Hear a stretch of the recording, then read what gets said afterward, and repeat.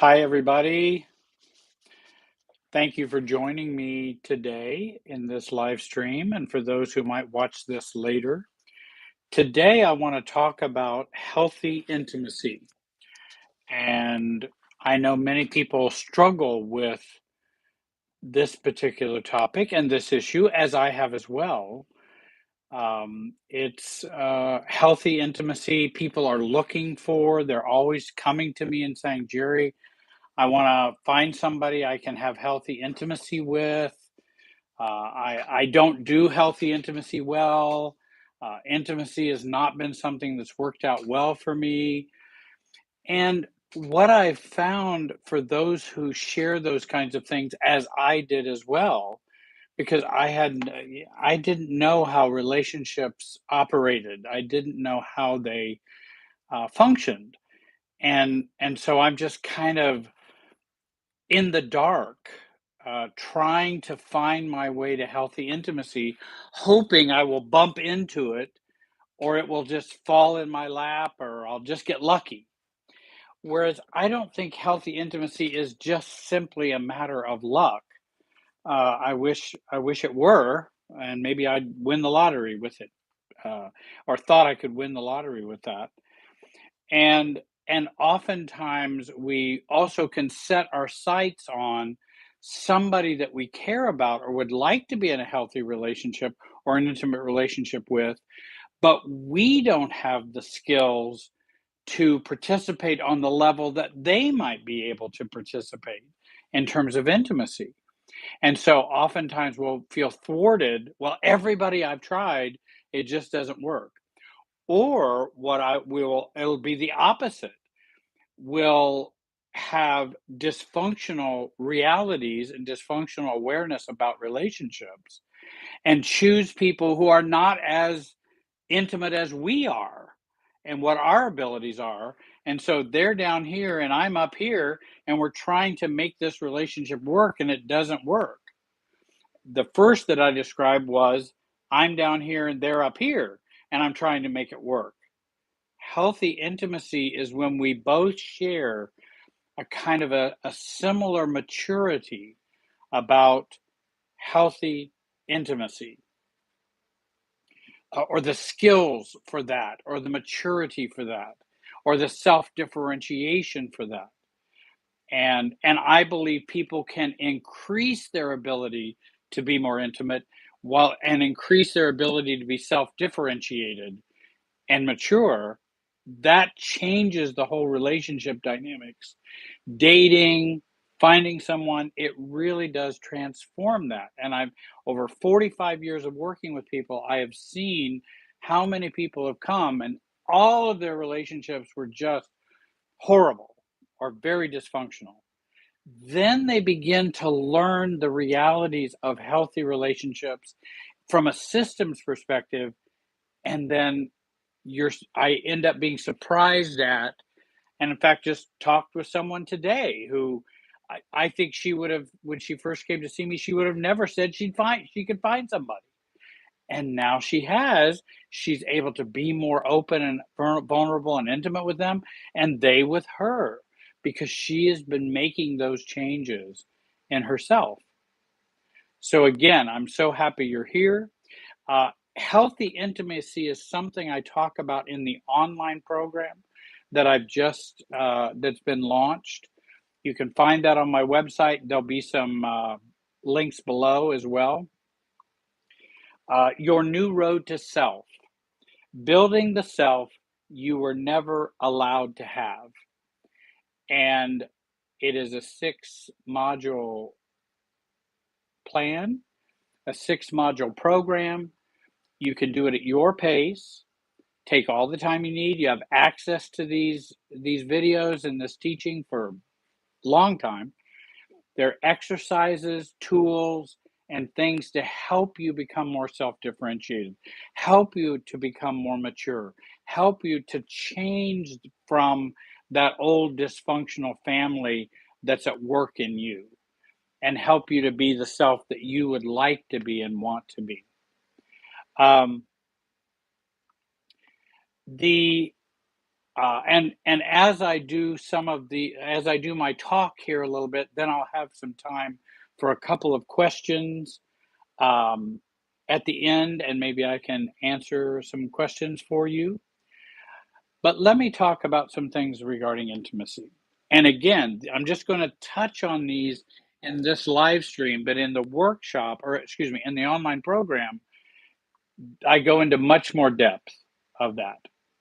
And first of all, self intimacy and intimacy with the self and intimacy with others flow from the same stream. And I believe that's a very important concept because everybody's going, how can I be more intimate with others? How can I find somebody who I could be intimate with? And I'm going, no, no, you're looking too far. Don't look out there. Look in here. How can I be intimate with me? Having reality, letting go of denial, being vulnerable with myself, loving myself, being open with myself, self compassionate. If I can learn to do that with me, I can learn to do that with others. And others will be attracted to the person that I am in taking care of myself. Because if I'm not taking care of myself and I'm not able to be intimate with myself, I'm going to be much more skeptical about the people that are going to be attracted to me because they're probably not going to be as healthy as I would like them to be if they're attracted to me and I don't really like myself. I don't love myself. I'm looking for someone to love me because I don't love me. If you have that kind of thinking and paradigm and subjective experience, then the you're going to attract someone who's going to fit into that paradigm. And that's not who we want to be in a relationship with because we end up having broken relationships. It doesn't turn out well. All kinds of toxic things can happen because I'm not caring and loving and intimate with me. And I certainly was not. And so remember, self intimacy, intimacy with others flow from the same stream. And I have a module where I talk about that in much more detail. In addition, intimacy is not the same thing as intensity or fusion with another person. For those of us who grew up in dysfunctional families, we tend to, well, intimacy masquerades as fusion and intensity. Um, it's if you we equate intimacy with fusion and intensity. And the problem is that can be, as maybe many of you have realized, can be really, really difficult. It isn't intensity and fusion. It doesn't mean we can't have a period of honeymoon or some passion or falling in love. We can have those experiences. But beyond that, what are we seeking for? And many of us have grown up that I want to be fused and it needs to be intense. If it's not intense, it's not love. If it's not fusion emotionally, it's not love. We need a whole new definition of love. Secondly, the opposite of unhealthy love is hate. And both are a pursuit of another person in an unhealthy way. Unhealthy love, this fusion and intensity, that's an unhealthy pursuit of someone to find love. Then hate is an unhealthy pursuit of another person. Just like when someone gets a divorce, it was nasty divorce. The person, let's say they are, the husband and wife have fallen out, they're mad at each other. Then the husband comes to me after the divorce and says, I just hate that woman. I will always hate her. And she was awful. Oh, and then I say, oh, so you're still married to her? And he goes, no, no, no, we're divorced. And I go, no, no, no, you're still married. You're still married emotionally. You're still pursuing her through hate. What you were pursuing her when you were married was another maybe unhealthy out of balance. Well, now it's an out of balance where you're pursuing her with hate and anger and resentment. And that's pursuit, folks. That is pursuing someone. We know that in family systems thinking. You're still pursuing someone when you hate them. Um, Now, I'm not saying people don't do hate-worthy things or harmful things or abusive things. Of course they do.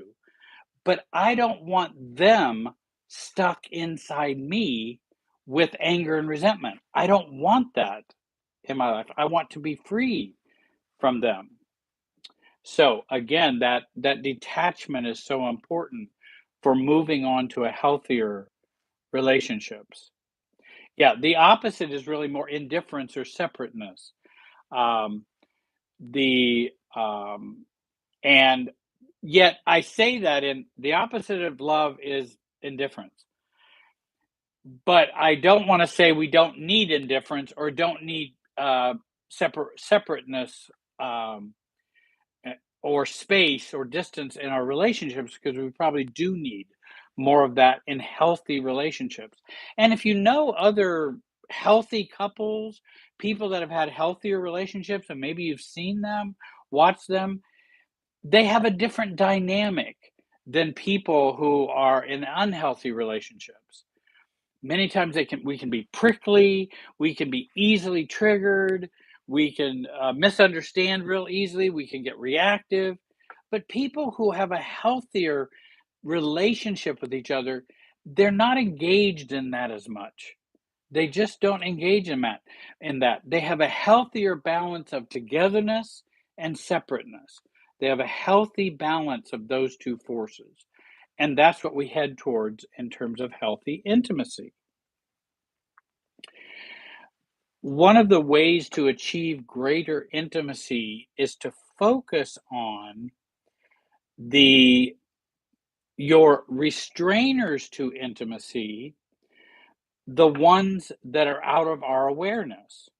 So, in other words, we want to resolve the downsides of greater intimacy.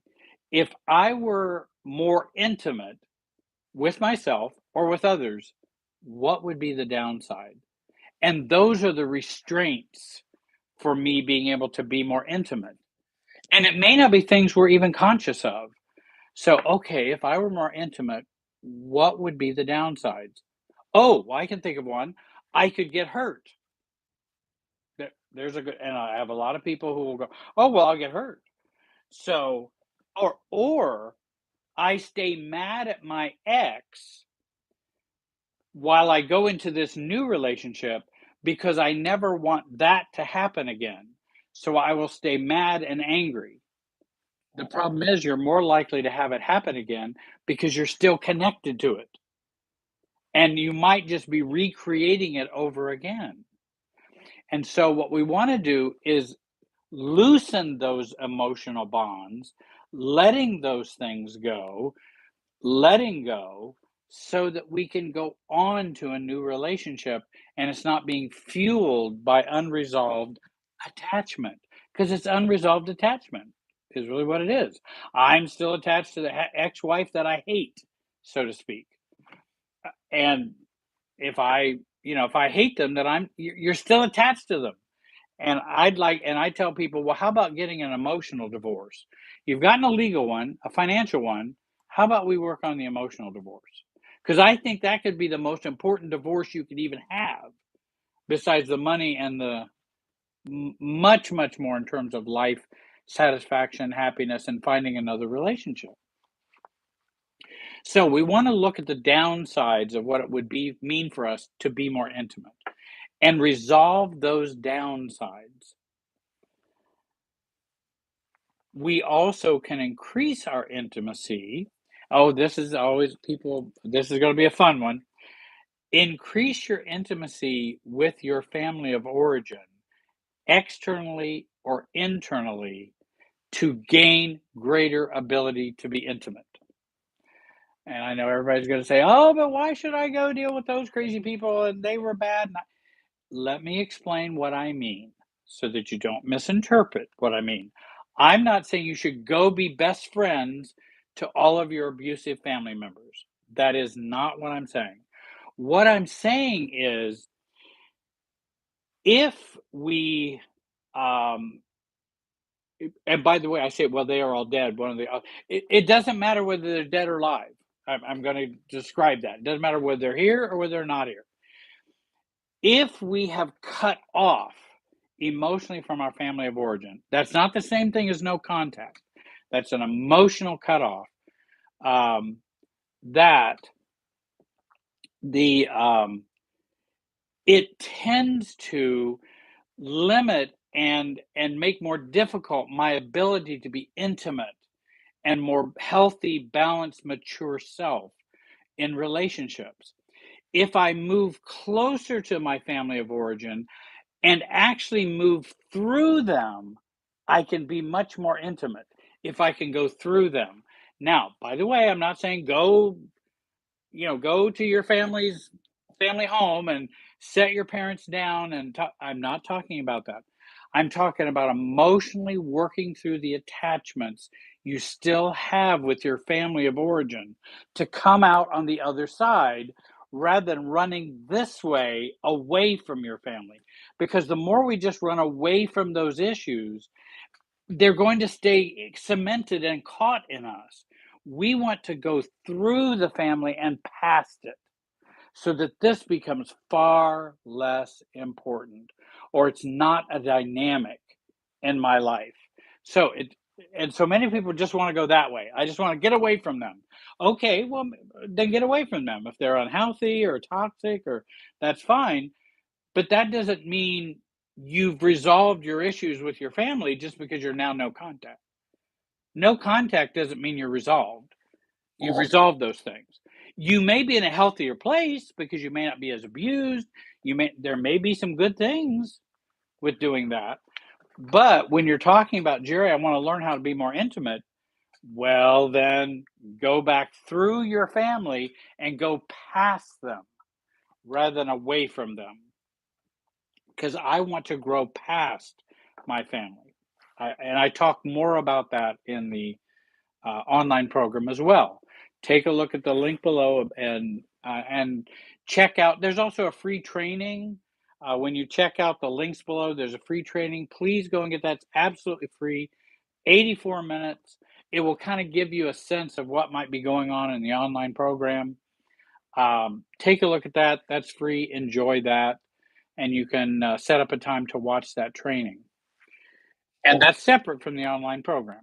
That's just a gift for you. The And so dealing with family of origin issues is a way of learning to become more intimate.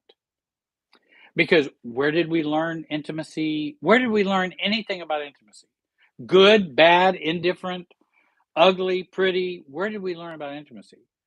When you were growing up. You were modeled it, though it's not just modeling, it's deeper than that. But, how did dads treat moms? How did men treat women in your family? How did women treat men in your family? Who put value where? How did mom and dad talk? Did they talk about feelings? Did they ever talk about sex? Did they ever, what was their relationship like? You remember that was your first relationship that you were a part of. Your family relationships were your first relationship. And that's where you go, oh, this is what intimacy or relationships is about. Huh. Then we go out taking that into adulthood. We internalize it, take it into adulthood, and then things aren't working. And we don't know why. Why isn't this working? Because we haven't resolved those issues. Another point, reducing emotional reactivity and staying calm in a relationship is the heart of increasing intimacy. This work increases our tolerance for intimacy. Working on staying calmer and staying less reactive. Now, why is it important to stay calmer and less reactive? Just because you can appear like you're more like an adult? That's not the key to that. It's not so you appear to be more adult, though you may actually appear to be more adult by doing that, but that's not the point. Um, with um, if we stay more calm, if we stay less reactive and work on that, then the family of origin issues are triggered less in us and overwhelm us and cloud our thinking and our perspective. Because that family super self, which I talk about often, that we are a part of, this Wi-Fi that's going on that's a part of me, that family super self is triggered by reactivity and a lack of calmness.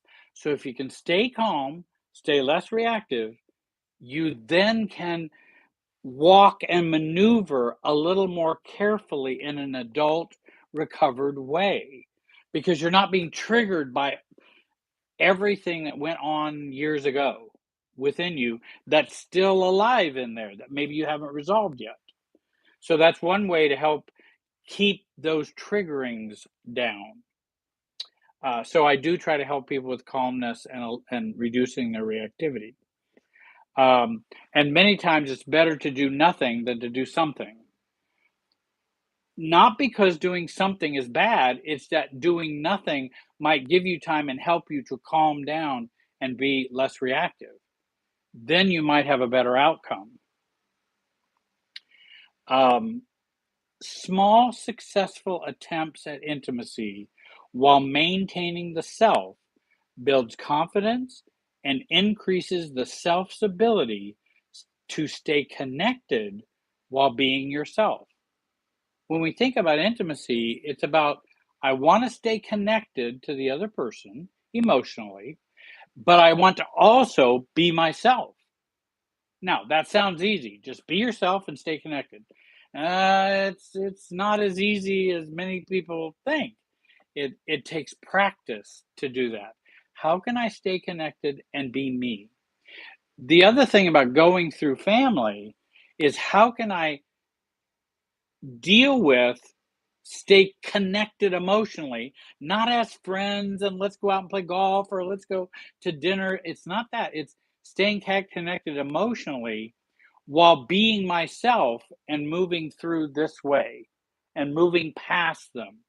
I want to move past them in terms of maturity, a sense of self, more awareness to reality, and a more mature perspective and more clear headedness without all the dysfunctional noise that they are dealing with a lot of the time, that's going on with them all the time.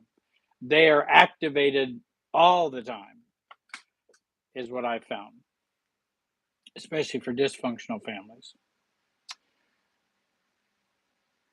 Achieving and finding healthy intimacy has less to do with the other person and more to do with self intimacy, self awareness, self definition, and self regulation.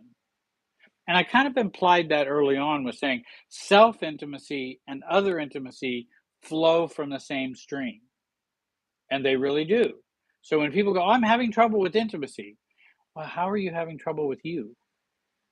Oh, but I just want to talk about Jane or Bill or and how it's so hard to be intimate with them. Well, okay, we can talk about that, but you're trying to fly a 747. Excuse me. You're trying to fly a 747 and you haven't learned how to fly a single engine jet yet, a single engine plane. And so you're going, help me to be more intimate with my boyfriend or my spouse. Well, you're not even intimate with you. How? I mean, I can tell you what to do, but I think you're going to have a hard time doing it and being consistent and even understanding it fully. Not that you're dumb. I wasn't dumb. There were just things I didn't know. And maybe ignorant is the right word. And ignorance not a pejorative term. If we just don't know something, we don't know something. Well, we grew up in families where we didn't know something. We didn't get the memo. So, um, again, achieving and finding intimacy has less to do with other people or another person than it has to do with you. The last thing I wanted to share was I love Harriet Lerner's Lerner, Harriet Lerner's definition of an intimate relationship. You can find that in her great book, The Dance of Intimacy, which I would definitely recommend. I think it's a great book for intimacy. And then I even add to it quite a bit more in the online program and provide my own helps for increasing your ability to be intimate and find intimacy. Harriet Lerner states, an intimate relationship is one in which neither party silences, sacrifices, or betrays the self, and each party expresses strength and vulnerability, weakness, and competence in a balanced way. So, if you want to know what an intimate relationship, that's a great description of it. That I don't betray and silence me, and I'm also able to be vulnerable, weak, competent, and in a balanced way in the relationship. And that's a systems view of relationship health, which I like the way she describes that, rather than a more individualistic view, which is I love you, you love me. Okay, now we have a healthy relationship. Well, I'm not sure that is true or always is true for sure. An intimate relationship is one in which neither party silences, sacrifices, or betrays the self for either one of them, and each party expresses strength and vulnerability, weakness, and competence in a balanced way. And I think it's definitely possible. I've seen it so many times. And in fact, I think it's achievable. I think it's something we didn't get the memo on. I think we can get the memo, um, and that there's certainly things that we need to do to mature because we're growing into this healthy relationship or healthy intimate relationship, and that I think there are certainly pathways to do that because I've seen it with people who I even thought might not get it and maybe couldn't get to that point. They have. I've been surprised I don't know how many times. And they've just said, I never knew you could feel this way. I never knew you could be this way after working with me. Um, and and I think again the online program you might want to take a look at that because it does have intimacy and healthy relationships in there, and also the earlier modules prepare you for this type of definition. It prepares you to, okay, now how can I then do an intimate relationship? um, yeah, and I think to an extent most people suffer from arrested development. Thank you. I didn't see your name. Oop, what was that? Daniel. Oh yeah. Oh yeah. Well, when you grow up in a dysfunctional family, you've got arrested development. I mean, and so, but here's the point. If you're going to unarrest your development, if you're going to develop, tell me how to do that. Can you tell me how to do that? Um, and that I believe I can share with you how to do that. Because if somebody could share it with me, if I could take it in, if I can learn it, so can you. but you just don't even know. You don't know my background. You don't know what I've been through. Uh, Someday I'll write a book about all that. The Because if I can do it, anybody can, or most anybody. I know if somebody's characterologically broken, if someone's a narcissistic sociopath, they're probably not going to make a lot of development in their adult development. They're just going to keep using people as pawns because that's all they know, and they don't have the insight and ability to be able to do too much with that. So there are people who are very broken, sadly, uh, but there are many, many, many, many of us who are. There's much more possible that we could achieve with kind of the right direction, and that's what I kind of want to provide. And I've tried to provide for 45 years and put up 400 videos on YouTube and they're all free. It was my way of paying it forward. I wanted the people to have some opportunities that I didn't have. I wish I'd have had my online program 40 years ago. I wish I could have watched that. Somebody who would have done that. I really wish I could have done that. That would have probably helped me so very much. It wasn't until I was in graduate school that I began to learn more about from a great pastor, psychologist, professor who just I'm so fortunate to have met him and had him as a teacher. And every time I heard his lectures, I just thought, I'd like to be like him. What does he know that I don't know? There's things he knows I don't know. Why does he know these? How does he know these things? Where does he go read them? I want to find out. And I actually was able to find out. And I've been trying to share those things with people for 45 years. Does anyone have a question? Maybe I could do a couple questions here at the end of our, excuse me, live. Sorry for the coughing. I apologize. Um, if you have a question, I could take a look and see. You could write question in caps and then have a question afterwards. Or you don't have to. If you don't want to ask a question, I just thought I'd make myself available.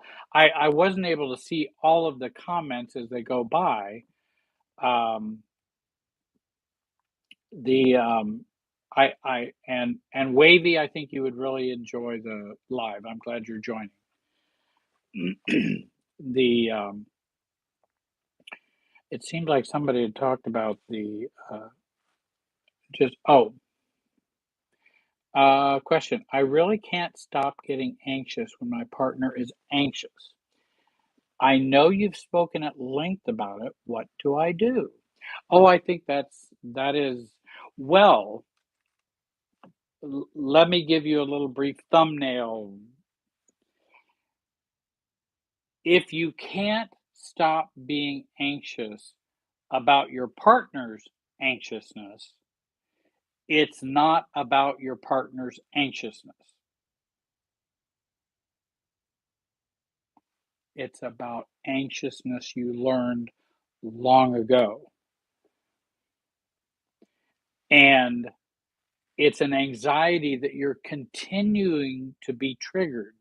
That chronic anxiety from the past is being triggered now by your partner, spouse, or boyfriend, girlfriend. It's going to be triggered by that. Now, does that mean your spouse doesn't have anxiety? No, I'm sure they do.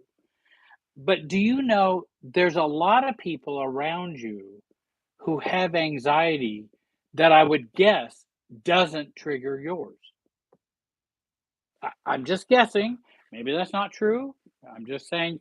But there are people that I feel anxious around because of their anxiety. There are other people who are anxious and it doesn't trigger my anxiety because there's a story behind all this. There's a narrative, there's a whole process going on of my family of origin at work in me. So, when did you begin to learn to feel that anxiety? And when did you feel you had to respond to other people's anxiety? Um, which would trigger yours. And my hunch is that was long ago. It's just now getting continues with your spouse, but it was long ago. And unpacking that, and um, so that the so that we can begin to release that old pattern that's there. Because I don't think it's about your husband, or your spouse. I don't think it's about it. It is a trigger, absolutely. I mean, I'm not denying but the I don't have to deny the pattern that you see. I just want to talk about their different universals underneath it to explain it. That's what I mean when I try to describe things to people. That it's not what you're saying is not true. It's absolutely true. He's anxious, you get anxious. Then my hunch is your anxiety pings him, his anxiety then pings you back, your anxiety then and we have this whole feedback loop. But that feedback loop started long ago. The other thing is, let's take a look at the downsides.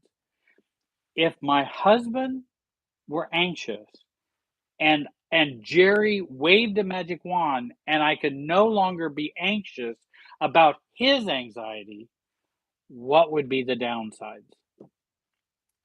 What would be the problems? And I think that could be a very important question to gain some awareness.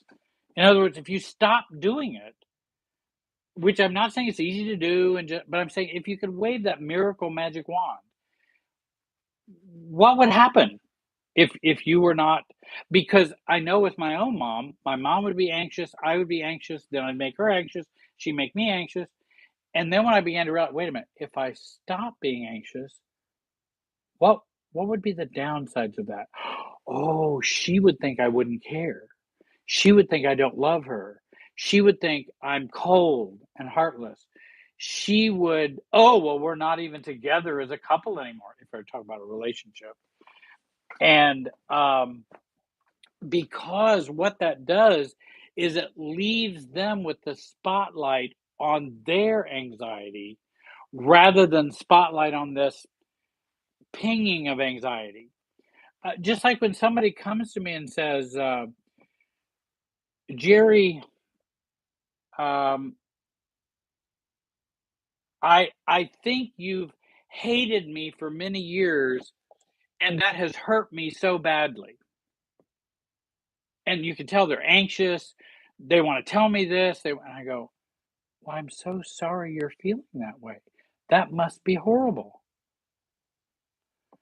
Um, and look what I'm doing. I'm not being pinged. I'm letting them have their anxiety. I share some empathy or understanding. Well, that must be awful. While realizing that I've never hated them, all of the I don't know where they got that. That's never been my reality. And rather than, oh, I feel ashamed or guilty. I'm so sorry. I didn't know you felt that way about me. Oh my gosh, I'm so sorry about that. No, I'm not sorry about that. I never did it. But I am sad that you feel badly about that irrational belief. I do. That's unfortunate, but I'm not going to get anxious about it.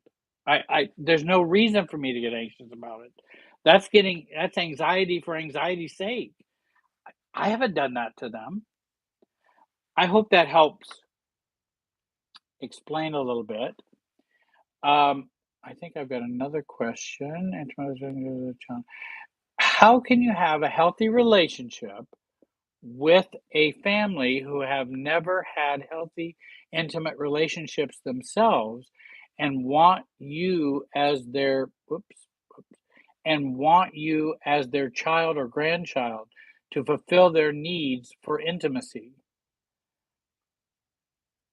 And you're saying, how can you have a healthy relationship with that? Well, number one, their side of the tennis net is not going to be a healthy one. So we know that they're not going to have a healthy side to the relationship. So what I'm thinking of, what is a healthy relationship for me with them as they are? immature, don't know how to do intimate relationships, needy out the wazoo, very, very needy. How can I have a relationship with them? And that's what I want to do in terms of being a mature adult. Well, I'm so sorry that I don't meet your expectations. That must be awful. What are we going to have for lunch? That's me having a healthy relationship with a dysfunctional person. Or, I hear your complaints about what I'm not doing, but I do think see it much differently than you. Now, you may think I'm trying to hurt you on purpose or being too detached or whatever. I understand that, but that's kind of where I'm at, and I hope we can continue to have a relationship. But again, I'm not going to be inviting them out to for a party every weekend. I'm not going to be best friends with them because they're not able to maintain that. So I can then just maintain my own healthy sense of self for a short time when I'm with them, just a short time. Um, and we have to think in smaller increments when you have a dysfunctional family. I'm not talking about, okay, I'm going to do this and they're all going to love me and I'm going to love them. No, no, no. They are not well. They have many, many issues and many needs. I have a few issues myself. I come with issues to this party as well. Um, and so I want to come realizing I have the issues, but that I can also take care of me, love me, protect myself, and differentiate and disagree and say, "Oh, well, I'm not, I you've never wanted to have a close relationship with your family, Jerry. You've never oh, guten Tag. Yes. You've never wanted to have a close relationship with your family. Well, I'm sorry you feel that way. That must be awful to think about me that way. Huh, that must be very painful. However, I do need to share, uh, I don't know that guy. I don't know that guy who's never wanted to have a healthy relationship with his family or have a close relationship or whatever. That Jerry, I don't know. I would have always liked that. I just think it's not easy for us as a family. And that's my opinion. And you can accept that, not accept it, be mad about it, you can do whatever you want to do. But I, you know, and I can remember even talking to my own mom and saying, Mom, we don't do that well in our family. Because I know she always wanted me to be close with my brother. Well, my brother and I are just two different people. We're we were never going to be close that way. Though actually, I think when both of us gave up being close, having been pushed together by mom all those years, we actually became closer when you have that dynamic off. When you kind of accept, hey, we're two different people. So I think that, and TM, I'm glad, and Foreigner, I'm glad that I wish I could have been there 25 years ago. Wish somebody would have been there 40 years ago for me. The and I'm glad some of these statements are a help to you. I can tell my voice is just kind of having a little bit of rest. I've been doing a lot of recording lately, and my voice is kind of raspying. I want to again direct you to the online program. Get the free training. Please click like on this video. That helps with YouTube and getting videos out. If you click like, subscribe to the channel, click the bell so that you're automatically notified when I do a live or have a new video up. Um, and all of those would be grateful. I would be grateful if you would do those things. Again, your new road to self is the online program. I think it would save you thousands of dollars and many years of therapy. Thank you so much for watching and being here today. I'll be having more live streaming. Have a great day and be wise.